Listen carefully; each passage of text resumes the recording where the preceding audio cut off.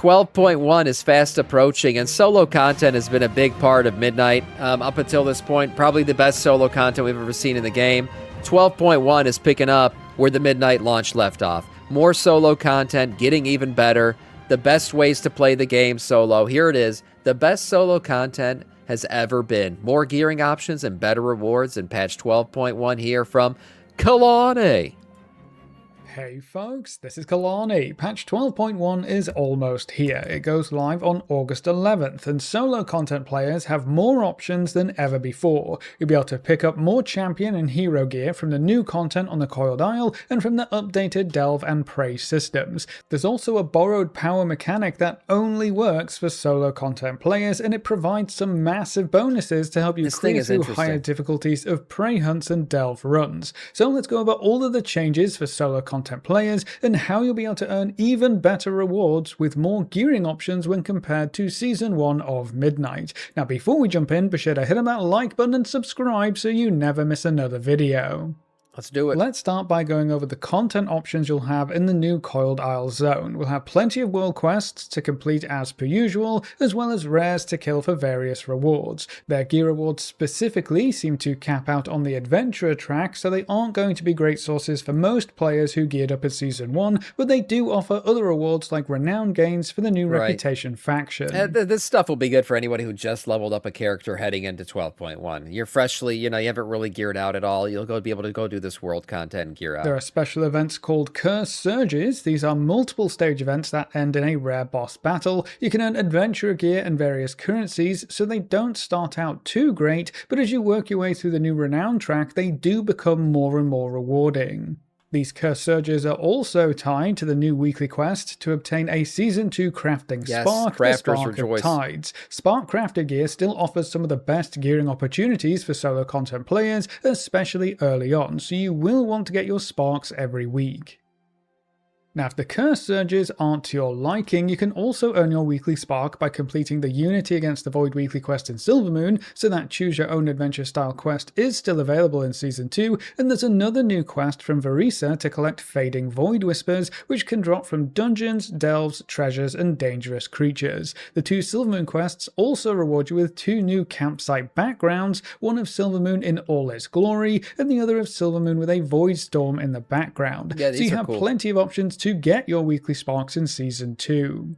All of these quests reward you with a weekly cache, which follows the same rules as Season. Yep, a weekly cache, you know what that means. That means coffer key shards. Making up coffer keys mean you can go back into delves when the bountiful delves open. Now, bountiful delves, by the way, one thing that definitely solo players should be doing in that first week is do all your delves. That preseason week before bountiful delves actually open up, it's a really good time to level up your delves. You'll be able to, I think, push them up to level 11. And don't forget, like, that all resets.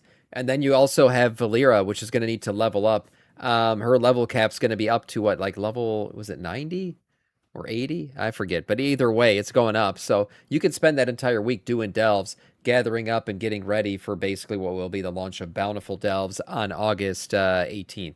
Yeah, level 80 is her new level up. So she's also going to have a new poison basically thing. So another basically curio line.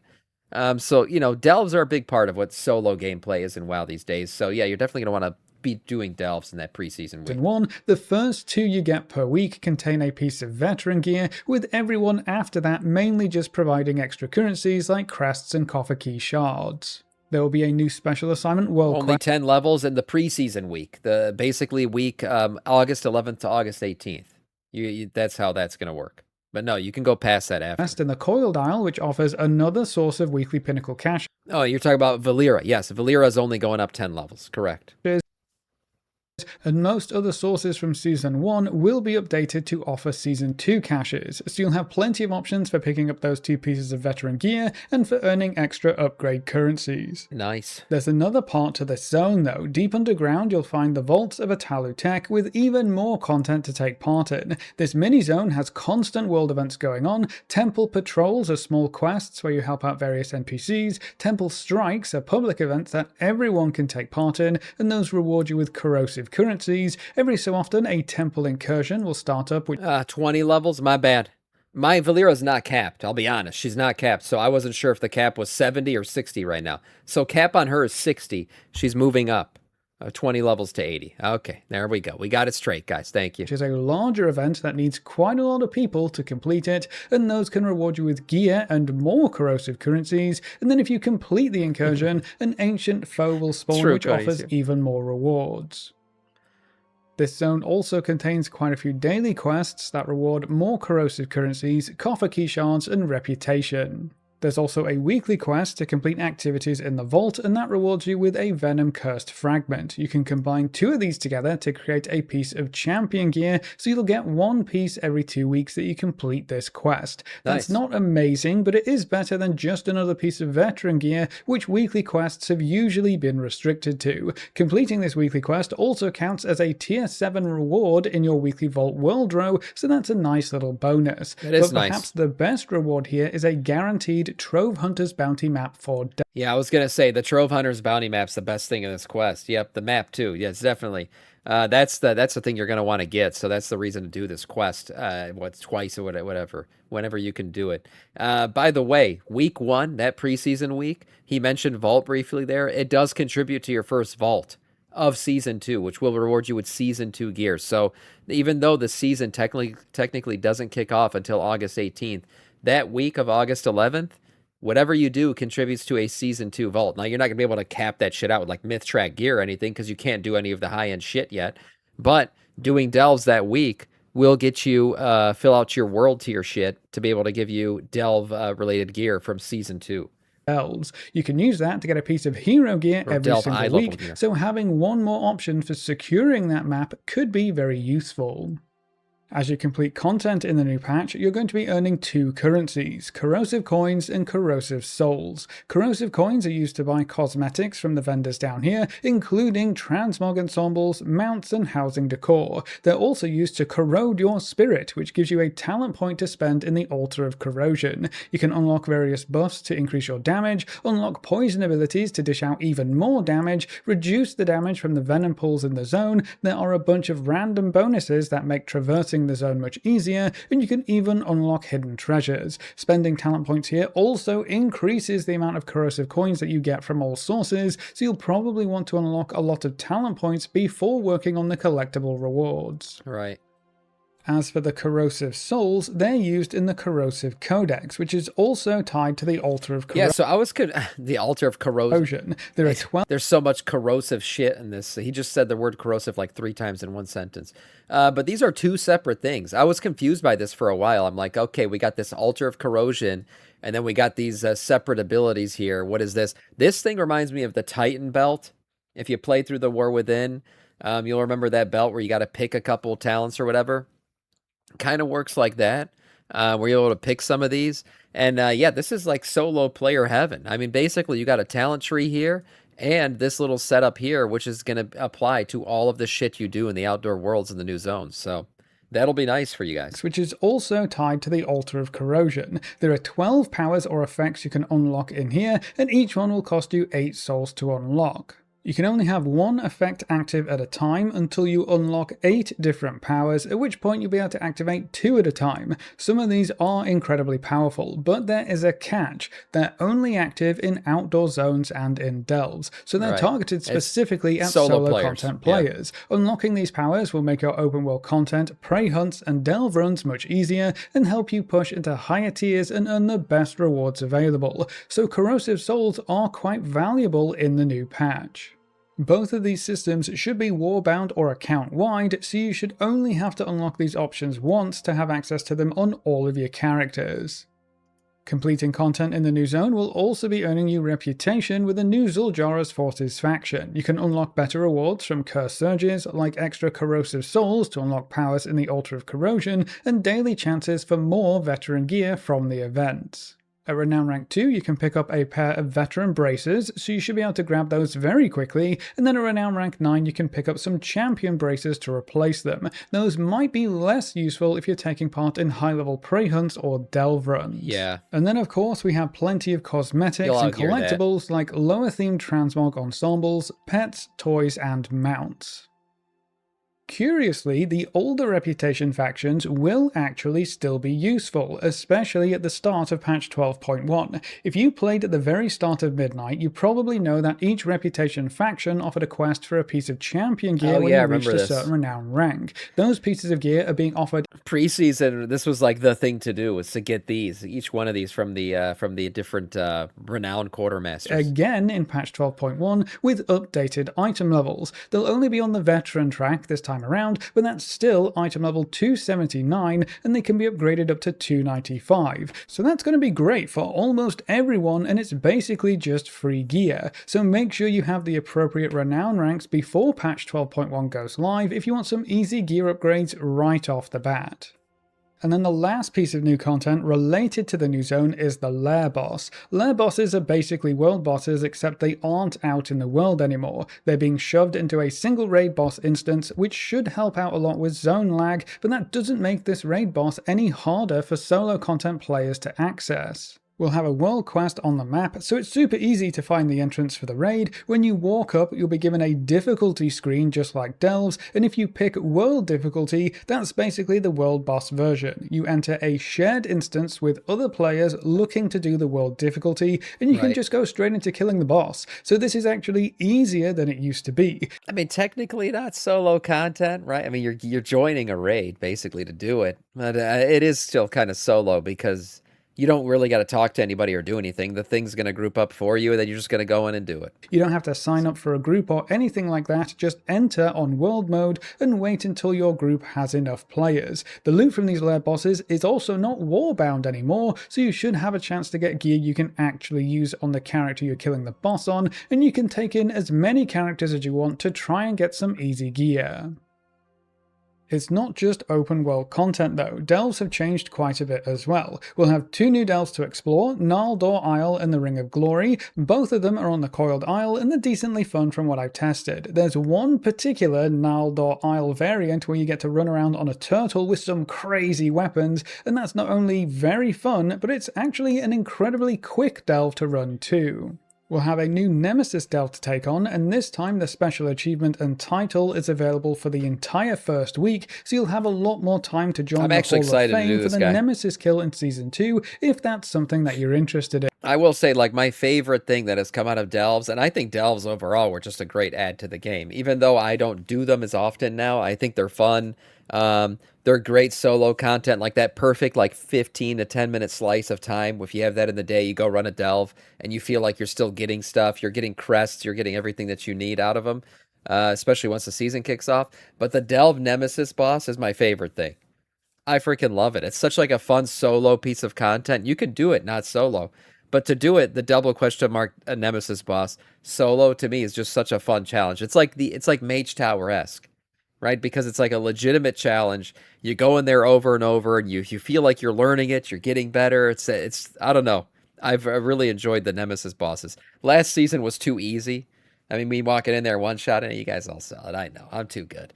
But the truth is I think this guy's going to be a lot more difficult, maybe you know, towards the level of Kaiveza. So this should be a fun one. A new Nemesis also means new Nemesis monsters in every delve you run, which will create new challenges for you to overcome. There are also new snake and poison themed story variants for most of the older delves, which will help keep things interesting. We'll still be joined by Valeera, and she'll still be able to DPS, tank or heal, so not much is changing there. We will have a whole new set of combat and utility curios to collect and upgrade though, and some of these new ones do seem to be incredibly powerful, which is always fun and exciting. We'll also be able to pick and choose between a few different poison effects for Valeera to use. Some of these used to be passives that Valeera had access to in Season 1, while others are brand new. It looks like we'll have 6 different poisons total, 3 of them are based... It's basically an additional curio row now, so now we're going to have 4 different options here. And then 3 you unlock from completing the Delve Season 2 intro questline. Some add more damage, some apply debuffs, while others provide extra crowd control. As a nice little bonus, there will also be a mini altar of corrosion at the start of each delve, so you Lord can have swap mercy. those bonuses around very easily. Okay, oh, okay. It's not another one. Now, It's the just a seasonal place to track do it. hasn't changed massively, we'll still earn mostly the same rewards at mostly the same times. So myth crests become available at rank 4, the Delve vendor pops up after rank 5, you can start getting Warbound champion gear at rank 8, and then hero gear will start dropping at rank 9. At rank 2, you'll earn some free corrosive souls to spend, which will help you unlock some powers early on. At rank 3, you'll have a chance to find Shrines of Abundance in delve runs, which are similar to the Sanctified Banner from Season 1, except they have significantly more rewards. At the start of each delve, you might see the message, Dun Dun hides within. That's when you know you've got an altar to find. These altars look like the cardboard cutout props from some other events we've seen in the past, so they kinda stick out like a sore thumb if you know what to look for. When you talk to the prop, Dun Dun reveals themselves and offers to increase your reward for that run. The first time you find them each day, they'll make your current run abundantly bountiful, which spawns an extra 2 bountiful chests at the end, and another coffer key chest. Is this new for season 2? Dun Dun? What the hell? I mean, he was part of the quests and stuff for the Amani. Now he's inside the delve and he can make it better. Interesting. Yeah, I didn't... This is a feature that I've read the patch notes so many times now, and I had no idea about this. Yeah. Jesus, that's a lot of chests. It is a lot of chests, yeah. If you also use a bounty map and run a tier 11 delve, you can end up with 9 chests at the end of a single run, which is insane. I got 6 pieces of loot from this single run. For anything past your first Dun Dun of the day, you can choose between extra undercoins, extra Voidlight Maul, some experience for Valera, or a piece of housing decor. So it's not a waste of time finding him more than once per day. You can still get some pretty sweet rewards at the end of your run. It's like a hide and seek inside the... When you get up to rank 7, you'll be able to unlock an update chip for the Delvobot that lets you teleport straight to bountiful delves, which will help cut down travel time quite considerably. That's a great one. Now, the gear rewards haven't really changed for the most part. Standard delve rewards still cap out at champion gear from tier 8 bountiful delves, but that still makes them one of the best sources of champion gear early on in the season. Your bounty map will net you a hero track piece of gear every week, and then when you get to rank 9, you can get hero gear more reliably. It is important to note that delves remain the only source of myth crests for solo content players early on in the season, so you want to unlock that as soon as possible and ensure you're clearing tier 11 bountiful delves every week so you can upgrade your spark crafted gear to its maximum item level as soon as you can. And then the last piece of your solo content puzzle is going to be the prey system. In Season 1, prey became obsolete quite quickly, but there are a lot of updates that help keep it relevant for longer and more rewarding in Season 2. Bigger rewards this time around. Perhaps the most important change for prey is to the affixes. The Season 1 affixes added more frustration rather than any kind of real difficulty. The one that reduced your hunt progress whenever you died was already removed in Season 1, but the 3 others, including Astalor's command to kill, are all being removed and replaced in Season 2. The only one that's sticking around is the debuff that increases your damage taken over time, which is still kind of annoying, but the prey system should be more enjoyable overall with the others removed.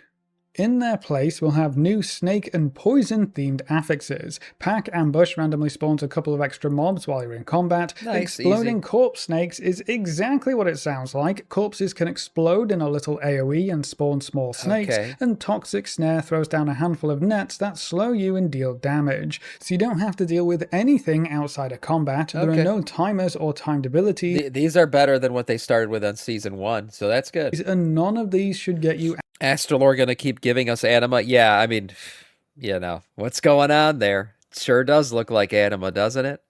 Yeah, very interesting. Good boy Sire Denathrius could actually be Astalor. Who knows? Who knows? Some weird shit going on outright killed if the you lore of mishandle prey them, is like pretty the cool. command to kill could in Season 1. We'll also have a bunch of new prey targets to hunt down, and we'll be able to pick prey hunts for the new Coiled Isle zone, which increases the number of overall hunts that you'll have access to at once. The rewards from prey hunts are very similar to Juan, gifting a tier 1 sub. Thank you so much. To Taylor, thank you so much, Juan. I appreciate that, man. Thank you, thank you. Season 1, normal hunts reward adventurer Gifted gear 3 and subs to this crests, channel, man. hard Thanks. hunts reward veteran gear and crests, and nightmare rewards champion gear, champion crests, and some hero crests. The gear rewards are still limited to the first 2 prey hunts of each difficulty per week from what I can tell, but the first 4 boxes you loot will also contain corrosive souls to help you unlock more powers in the Altar of Corrosion. Holy! Another death knight. Juan, thank you so much, and OnlyCam, thank you so much for gifting a tier 1 sub. Thanks, I appreciate it, guys. Yeah, coming in with those subs today, kicking off that hype train. Thank you. The weekly quest to complete 3 Nightmare Prey hunts will still be available, and that will reward you with hero crests and the item to summon the Season 2 Delve Nemesis, which is another way to get your bounty map every week for a guaranteed piece of hero track gear. But the prey system has expanded to be more than just prey hunts that you pick up from the bounty map. When the season starts, we'll have a new important quest to pick up from Atal'Utek. He is very interested in the Coiled Isle and a particular curse that hangs over the island. By working through these quests, you'll unlock the option to enable the Curse of the Isle, which subjects you to the nightmare affixes while in the zone. So you'll just have these new affixes constantly active, even while you're not actively on a prey hunt. With the curse active, you can loot ossified relics by completing content such as world quests and new prey daily quests that have you plundering some ancient troll tombs.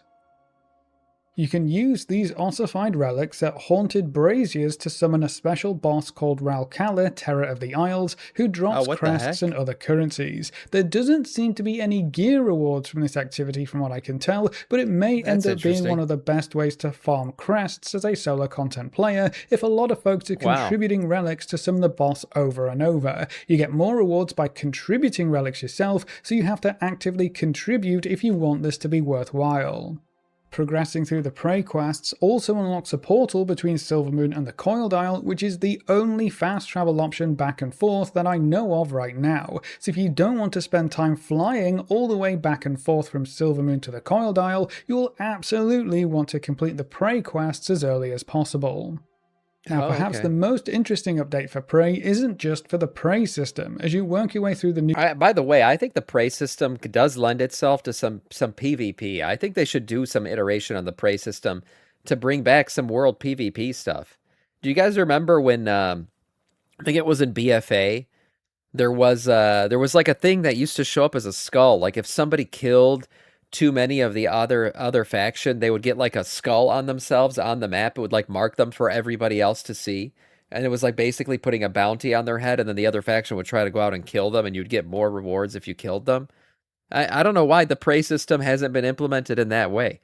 Like that's still a thing, Sam. It's still a thing, but put it in the prey system. You have now this prey system with this rewards and shit. Why not integrate it with Astrolore? This guy likes to send people out to kill and put bounties on people's heads. Why not to make it a quest where like you walk around and you can, hey, Astrolore now makes it a reward to either become the skull guy or kill the skull guy. I don't know. I feel like there's some kind of tie-in they could do with that. It was a BFA feature. You guys are saying it's still in there. But nobody does it. Nobody does it. I'm saying like if you made it part of Astrolore, this would be something that maybe people would actually do again. Seasonal track will unlock the ability to loot souls from tier 6 or higher bountiful delves. When used, these souls will let you skip over the entire hunt portion of your next prey hunt, so you can go straight to the prey boss, kill it, and get your hunt rewards. That will speed up prey hunts significantly, but as an extra reward, you'll get another piece of champion gear for your first afflicted soul used per week per character. So not only do they speed up your prey hunts, but they provide extra gearing up options too.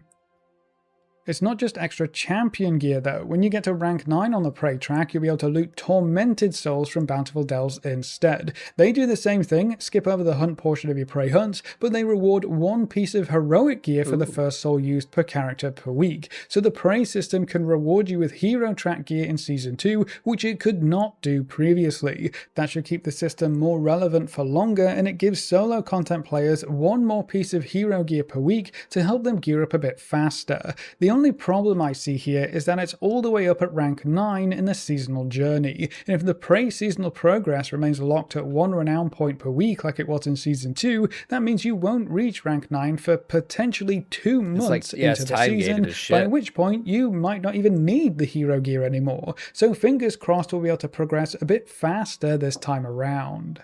We will have a bunch of new rewards to purchase from the Prey vendor as you work your way through the new seasonal track, and all of the old rewards will still be available as well, which is kind of interesting. Oh, they're not going Usually these away? kinds of seasonal rewards become unobtainable after the season ends, but that's not the case for Prey this time around. You can buy everything from Season 1, so you don't have to worry about picking everything up before the new season starts. It's also worth noting that all decor items are still available, and they are significantly cheaper in Season 2. Most items had their costs cut by at least half, so if you want to buy up a bunch of Prey decor, it's probably worth waiting until Season 2 starts to stockpile those items. So as you can see, solo content players not only get new content in the Coiled Isle zone, but the Delve and Prey systems have been updated with new gameplay options, new rewards, and extra variants to keep things fresh and interesting. All three of these content types also interconnect much more to unlock powers or rewards in each other. So if you're taking part in everything, you should be able to power up in the new season quite quickly. But that's all of the major changes for solo content players as we head into patch 12.1, so that's it for this video. What are you most looking forward to as a solo content player, and how do you feel about Prey and Delves becoming more closely linked? Leave all your thoughts in the comment section below. A big thank you to all of our supporters over on Patreon and to all of our members. It's not just Prey and Delves that are more closely linked, it's open world content too. I mean, with this new table and everything, this applies to open world and Delves, so they're linking it all together, making basically all the solo player content. It builds on each other, which is the right way to do things. I mean, you get stronger as a multiplayer guy or somebody who plays with other people a lot. You get stronger in Raid. It also means you're getting stronger in Mythic Plus. You get rewards for Mythic Plus. Guess what? They work in Raid. So that's how it should be. YouTube. You can see their names on screen. If you're interested in supporting the channel, you can find links in the description or click the join button just below the video. If you enjoyed the video or found it useful in any way, make sure to subscribe and ring the notification bell so you're always kept up to date. Thanks for watching, folks. Good luck and have fun. And as always, I will see you next time. Nice. Great one for the Gregs of accounting out there who'll be doing their delves and everything else. Like I said, first week, preseason week of the season, it'll be a good idea to go do delves for sure. Nice video from Kalane, and we'll see the next one when he drops one.